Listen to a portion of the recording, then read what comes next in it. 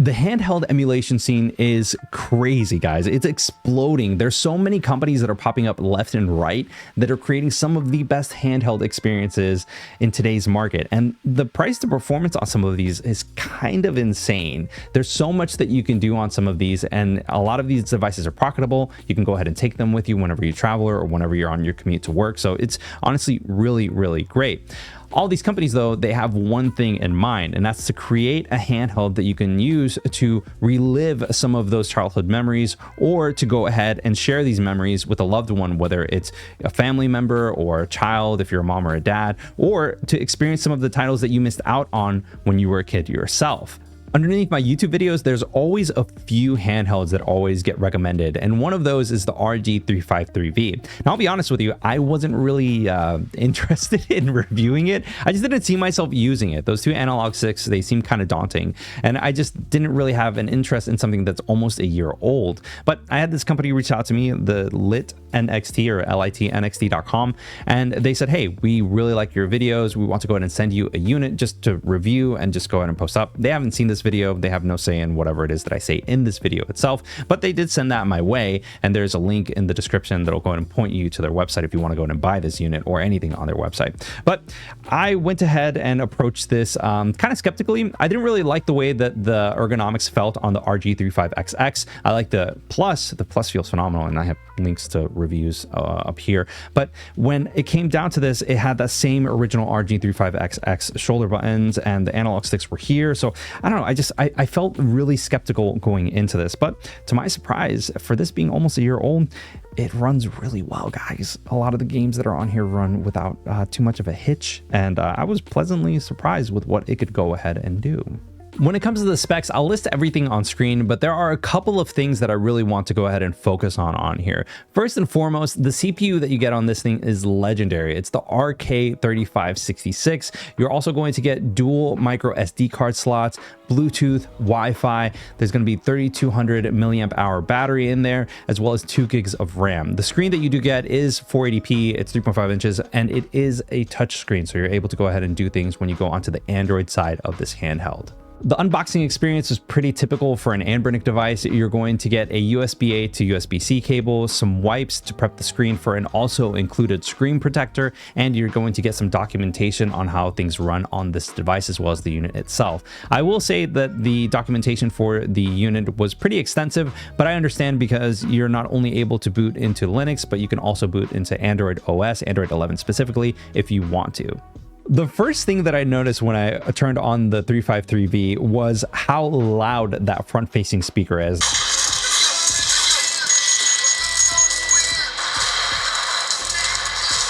Now, as far as I can tell, it might be the same exact speaker that's in the RG35XX because it kind of came around at the same time, but when it came down to it, there really isn't anything covering it up, because when you hold the RG35XX in contrast to anything else, I mean, your thumb is essentially covering that speaker. When you don't have anything to cover that speaker, I mean, that audio is just, it's going straight out and has nowhere to go but straight into your ears. So it's like, it's beautiful to be able to hear all that despite it being a mono speaker, but still it's super loud. The screen is also super bright, guys. This is so bright in contrast to some of the other handhelds that are out there that I can see why so many people love this. Now, I will say that when you start to get towards that peak brightness of the screen itself, things start to get a little bit washed out. And this is really just me being nitpicky, because at the end of the day, I really didn't see too much of an issue, especially when you're playing indoors or under some shade. If you're talking about gaming in direct sunlight, then obviously you're going to want to go ahead and get this as bright as you can. But at the end of the day, this thing runs beautifully.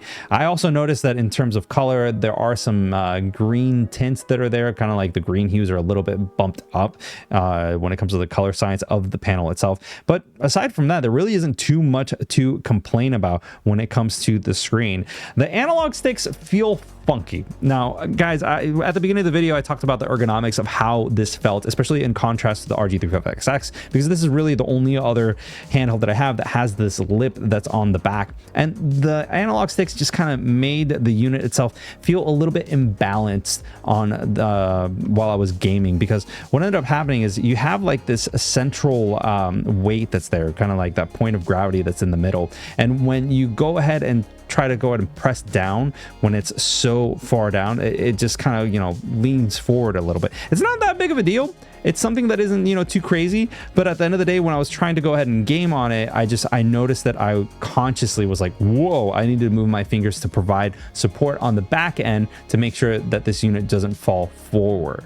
In terms of pocketability, though, that's really up to interpretation, because when it comes to the actual face buttons, the D-pad, the start and select face buttons, and the function key that's in the middle, you can kind of slip that into your pocket without having to worry too much. But the analog sticks have some grip on them, so whenever you put that in your pocket, depending on how, you know, tight your jeans are, or your shorts, whatever it may be, that might catch on to the inside of your pocket and could potentially go ahead and wear these down a lot faster than what you would intend through normal use. Now, this is obviously a case-by-case scenario, but this is definitely something to take into consideration, especially considering that these sticks are protruding from the unit itself. You might be better off putting this, you know, screen down and upside down instead of actually going and putting this right side up.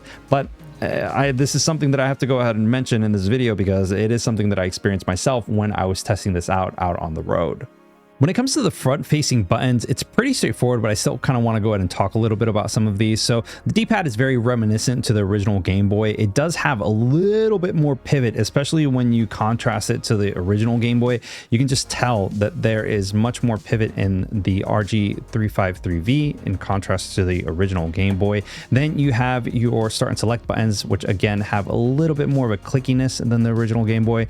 And then the function button, as well as these face buttons that are right here. And these face buttons are great. You have that rubber membrane that is very reminiscent of pretty much any other Anbronic device that is out there, and there's enough give that there's a lot of satisfaction that comes with pushing these down. Now you have your this central front-facing speaker that's right here, and then you have your two analog sticks that are here, and this is really what I was talking about earlier. So I hold my units like this, and there are some people online that hold them like this, where they kind of clasp their fingers, but I prefer to hold it like that. And whenever I have my index fingers on the shoulder pads and I'm playing like a twin stick shooter of some kind, I'm always afraid that, you know, it's gonna see how it kind of just like goes forward. And again, I'm holding it slightly loosely, but I'm still afraid that, you know, I'll just go ahead and push too hard and it'll just go whoop, and it'll just go straight forward.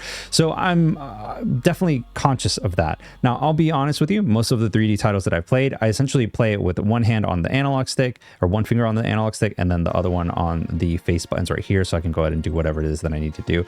It feels okay, but for most of the games that I do play, I play retro 8-bit and 16-bit titles. I'm mainly using the D-pad anyways, but for like Dreamcast titles, for instance, whenever I'm playing like Crazy Taxi or anything like that, I'm going to be using the analog stick, and I don't really worry too much about this analog stick. So it's a nice to have, but for me personally, I don't use it that much. I know a lot of people, they herald this, but you know, that's just me. On the right-hand side, you're going to find two micro SD card slots, as well as the reset button or restart, and then there is the power button itself. On the back side, you have your R1, R2, and L2 and L1 buttons, and on the left hand side of the unit, you're going to find one volume rocker right here, which it does a pretty good job. On the bottom, you're going to find a USB-C port. This is primarily just for charging, and then up top you have another USB-C port, a mini HDMI, and a 3.5mm jack. Overall, the quality build is awesome. There is a little bit of rattle when you do shake, and that's primarily from the shoulder buttons that are right here. There are some third-party sellers that sell buttons for you to switch out. So if you want something that's a little bit more curved, a little bit more ergonomic, there are people that 3D print these and make these online. If you go to Etsy, I'm sure that you can find some that you can go ahead and get for yourself. But overall, it feels a little bit better built than the original RG35XX, but that makes sense. This is double the price in contrast, but it still feels like, you know, like a really well-built unit in contrast to everything else that I've seen from Anbronic so far. Before we start talking about the stock OS experience, I just wanted to give you a heads up that this is essentially using Batocera in order to run everything. It's still Linux based, but out of the box, the UI, the UX, it's great. You don't have to worry about tweaking specific settings in order to get games to just run. If you want to increase the resolution, for example, some games that should be at 480 run at 240, then yeah, you can do that. You are going to impact the frames that you inevitably get from the game itself. It's not going to be anything drastic. You might lose, I don't know, 5 to 10 frames per second. And depending on the game that you're playing, if it's like an RPG or whatever it may be, you're not going to have to worry too much about that. But it's a case-by-case basis, and it depends on how you want to go ahead and play the games. But if you don't even want to tweak with any of that stuff, if you don't want to mess with any of that stuff, you don't have to, and things just run great as is. Now, before we start talking about the stock OS experience, I do have to highlight a nice nifty little feature, and it's the sleep functionality. So if you travel a lot for work or whatever it may be, and you want to take this with you, this is pretty awesome. So you just push the button on, boom, you're back into whatever it is that you were doing. Now, this is a little bit too bright. So if you hold the function key that's right here and you push down on the volume rocker, it'll dim or increase whatever it is that you want to go ahead and do. It'll change the brightness on the screen itself. Now, when you are in the menu itself, if you push the select button right here, it'll take you to this quick access menu, which if you want to do a quick shutdown or a shutdown system that takes a little bit longer, then you can go ahead and do that, as well as launch the screensaver. But if you are in the system itself, so let's say we're talking about Nintendo titles, because I did change that. If you go here and you push the select button, it'll come up with this view options menu. And from here, you can change all sorts of things that you want to go and do. Now, obviously, this isn't as robust as some of the other types of OSs that are out there, but I still love everything that's here. So if you go into advanced options, for instance, if things don't scale properly, you can use scan lines. That'll go ahead and make things a little bit easier to go ahead and use and see, and things will look the way that they should whenever you're talking about 8-bit titles. Now, there are some instances where you are going to be playing games like N64, for instance, and if you hit the select button, the N64 renders at 240p, like I mentioned earlier. If this is something that you don't want, then you can go ahead and come in here and go into advanced system options. They have video resolution for 4:3 aspect ratio, as well as 16:9. So you can either scroll through, or if you want to go ahead and it'll take you down to a list of options that you have. So if you want to do that 640x480, by all means, go ahead and go for it. It will fill up the entire screen, but you are going to take a slight hit on performance. It's honestly not a big deal for some people, but this is something that I want to go ahead and mention regardless. When it comes to N64 titles, like I mentioned earlier, they are going to be running at 240p, which for the most part, for a lot of people, that might be a bit of a turnoff. For me, it does the job. I don't really have to worry too much about things, but I know that for some people, that's something that will kind of push them away.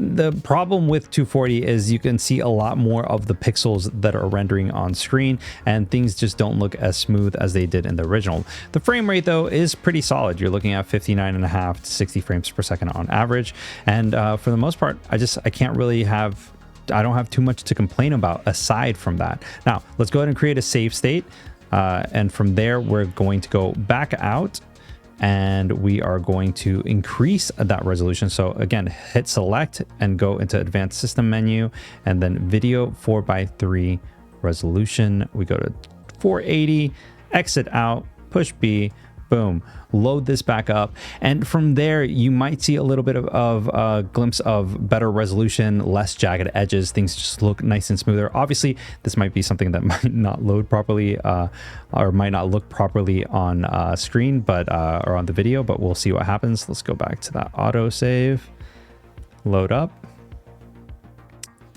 And things just to the naked eye seem much smoother. They seem to look a little bit more, smoothed out, and there's less jagged edges on things. Obviously, this is very minute. For most people, this screen size, you probably won't even notice it. You probably are going to be more than okay with 240 resolution for the most part. It's really when people want to go ahead and have the best experience possible that things like this come into play. And in terms of the frame rate, you're looking at 52.45. Let me go ahead and kind of zoom through this a little bit so I can get a little bit more actual gameplay and not a cinematic sequence. All right, so when it comes to real-time playing at 480. As you can see, things, they seem a little bit slower, but for the most part, you're going to be getting 45, maybe 50 frames per second when playing this game. It's just one of those things that, you know, it's bound to happen when you are increasing the resolution of something and doubling it in size. But for the most part, it works just fine. You don't really have to worry too much about things. So when playing 16-bit titles as well, you are going to have some instances where you're not going to be able to have things render properly. I don't know if the camera will be able to pick this up, but the life bar that's here on Mega Man X's life bar just seems a little bit off, and that's just because things just aren't properly being rendered and upscaled properly. In order to fix that, similar to Nintendo, what we can go ahead and do is go into the option settings. So let me go ahead and create a save state. And that's slot number 5. So menu and function, or excuse me, the function and start button, go into advanced options, go into shader set, and then from there we can go to scan lines. And then once we boot that up, we'll go into Rockman X. And from here, we could go ahead and load a save state. Whoop. Hold on, slot 5, there we go. And from here, things are fixed, as you can go ahead and tell. This is something that is not a big deal breaker for a lot of people, but it is something that goes ahead and, you know, there are some purists that are out there that want to go ahead and have the best experience or most authentic experience possible without, you know, spending hundreds of dollars on a Super Nintendo and a cartridge of Mega Man X. So this is something that, you know, something to take into consideration.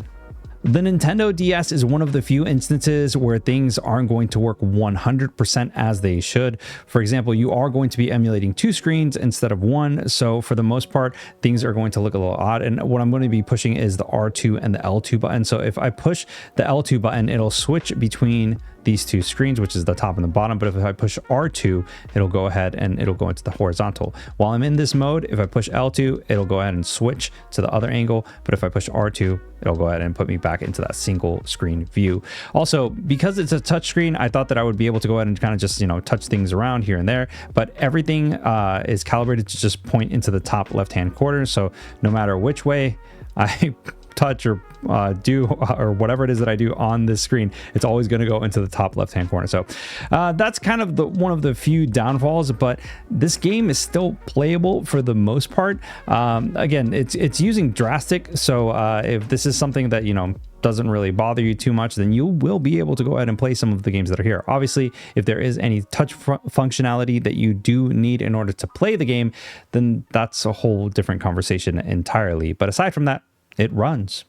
When playing PSP titles on this handheld, your experience might vary depending on what games you're playing. For instance, when I was playing Mega Man Maverick Hunter X, I didn't really have any issues in terms of frame rate. Everything was a smooth 60 FPS. Sometimes it would dip at 59, sometimes it would go over to 61, but for the most part, it was a pleasant experience. It really wasn't until I experienced Tekken on the PSP side of things that I realized that there are some games where things just are happening so frequently in the background and there's so much that's happening that it can't hit 60 FPS, and it was sticking around that 54 to 57 frames per second.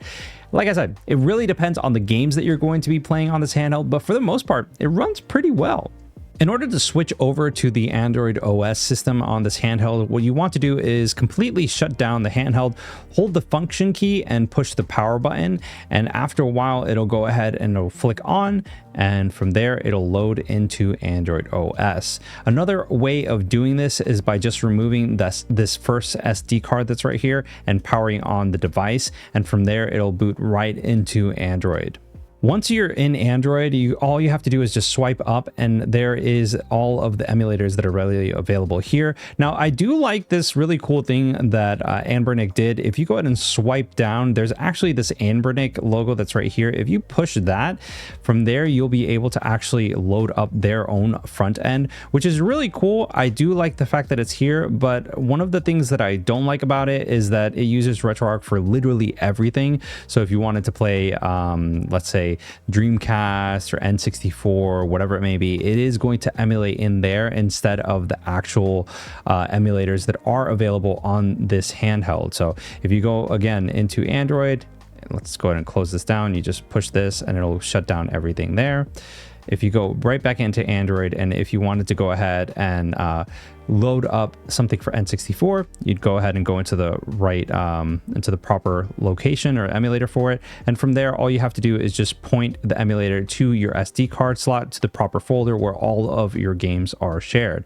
So let's go ahead and go into that. I'm going to go ahead and pull up another emulator. So let's say that I wanted to play Duck Station, for instance, which is for PlayStation 1. All you have to do is add a game directory, which there's a little logo right over here.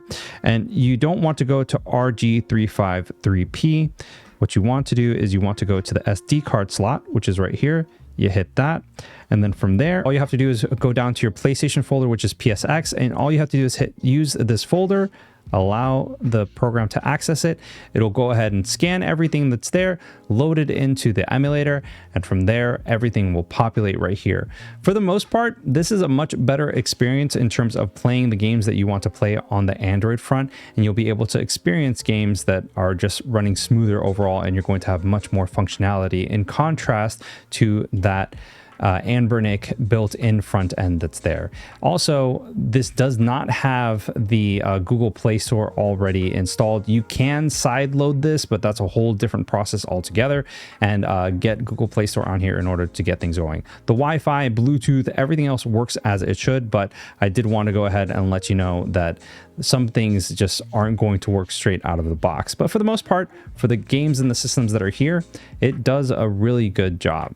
Installing Ark OS overall was relatively easy. All I had to do was really follow a tutorial, and to be honest, it was literally as easy as installing a file onto an SD card, putting that SD card into the RG353V, and then booting it up and letting it just pretty much set itself up on the handheld. Once that was done, all I had to do was put in a second card, point the OS to go into that second card, and pretty much populate all the files for the games itself. And once that was done, I just dragged and dropped, added the games that I wanted to go ahead and add on to that SD card.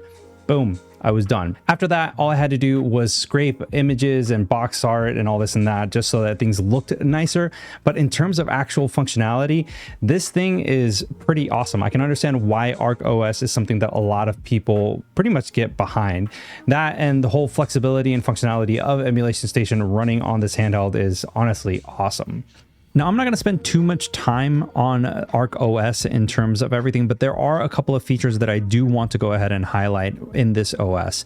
First and foremost, it's pretty easy to go through the games, everything that's listed here. If you go into the platform that you want to go into, all of this box art that's here, it'll pop up, but it won't do that by default. You actually need to scrape all of this data that's here on the side. So in order to do that, you push start, and then all the way down here where it says scraper, you can scrape from Screen Scraper or the Games DB. The Games DB, you do not need a username or password to log into, but for Screen Scraper, you do. So if you want to go ahead and get into that, that is an option. And you have several options in terms of everything. The Box 2D one is my personal favorite, but it all depends on like what theme you want to go ahead and go for and everything. From there, there are a couple of emulator settings that are here. So for the most part, everything that's here is going to work on RetroArch, so you don't really have to worry too much about tweaking things. But on Nintendo 64, if you want to go ahead and do a specific game to run on a specific emulator, then you can go ahead and do that as well. Now, if we go into the options menu, there are a couple of things that I want to go ahead and highlight over here. First and foremost, there's Bluetooth connectivity, so you can go ahead and connect to everything. You can change your password if you want to some things. File manager is pretty straightforward in terms of that, but you can delete any extra files or repeat files that pop up for PS1. I want to go ahead and mention how convenient it is to have an over-the-air update. So pretty much all you do is connect to your Wi-Fi. From there, you go ahead and hit this, and it'll update the OS to the latest stable build that's out there. I went ahead and did this after literally flashing an image onto this piece of hardware. I went ahead and checked to see if there was an update, and lo and behold, there was an update that was ready to go. So this is something that you want to go ahead and check out continuously, just to make sure that you are up to date with things. From options, if you want to go into RetroArch, there are a couple of things that I would recommend setting up just to make things a little bit easier and have some quality of life improvements. There are two options that are here. The top one is 64-bit and the other one is 32-bit. So if we go ahead and go into the 64-bit, it'll take a little bit to load in, but there are just some quality of life improvements that I would recommend if you are going to be using this as your main go-to for retro emulation. First and foremost, let's go ahead and go into settings. If we go all the way down to saving, there are two toggles that are here: auto save state and auto load state. I cannot recommend this enough. Essentially what you do is when you exit out of a game or quit a game, it'll create an auto save state, and then when you go back into the game, it'll load into that save state. It makes it very convenient if you want to stop playing a game and switch over to another game without having to worry about losing progress. Another thing that I want to go ahead and mention is that in achievements, if you want to connect your retro achievements account, you can. It's pretty straightforward, it's free, and once you go ahead and log in, you don't have to worry about re-logging in every single time. So that's a nice thing. Now, once you go ahead and do any changes at all, and not just that, but any of the other changes that are there, you need to go into, you need to go into configuration file and go into save current configuration. And what that'll do is that'll automatically load that in every single time that you play a game that runs on RetroArch. Now, remember earlier when I said there's a 64-bit and a 32-bit, you have to do the same exact thing for 32-bit. Not everything's going to run on 32-bit, most runs on 64, but some just decide to go on 32, like PlayStation, for instance. That's something that's there that goes straight to the 32-bit versus the 64-bit. But once you go ahead and load in a game, so let's say I wanted to go ahead and play Castlevania. So let's say I load this up and I'm ready to go ahead and play. I play a little bit, and it'll go ahead and it logged me into my retro achievements account. I've never played this before, and it's taking its time to go ahead and start the game. But once it starts, let's say that I go a little bit, and all right, cool, awesome, I'm here. Now if I want to go ahead and quit, I'll quit, and there's that. And let's go ahead and go back, and let's see what's going to happen when I load in. Boom, right back where I left off, auto loading save state. So this is honestly a game changer for me, just because it makes things very convenient in terms of going to and from games. So let's say you just get bored of this and you want to play another game, you can do so without having to worry about things. There are other functions and other things that are here in RetroArch if you wanted to go ahead and change things, but for the most part, that's kind of like my go-to in terms of keeping things nice and convenient. If you want to go deeper into RetroArch, I'll have some links in the description below that'll talk a little bit more of in depth in terms of what you can go ahead and do, not only with RetroArch, but Ark OS as a whole. Honestly, I was really surprised at how well everything was going to run on this handheld. I mean, I knew that because it was a little bit older that there was going to be Ark OS, a mature custom OS that was ready to run on this handheld, allowing you to not only have your games ready to run, but have a lot of features and things that are ready outside of the box to just keep things going. It just made things really pleasant and have a wonderful experience through playing some of these retro titles from my childhood. Now, what do you guys think about it? Is this something that you'd be interested in? Is this something that you think is worth the time and the money to go ahead and set up and get running the way that you should in terms of the custom OS and everything else? Let me know in the comments below. I'd love to hear your thoughts on things. If you want to hear my thoughts on the RG35XX Plus, then click this video over here. And if you want to hear my thoughts on the Miu Mini Plus versus the original RG35XX, click this video over here. And until next time, guys, I'll see you on the next one. Peace.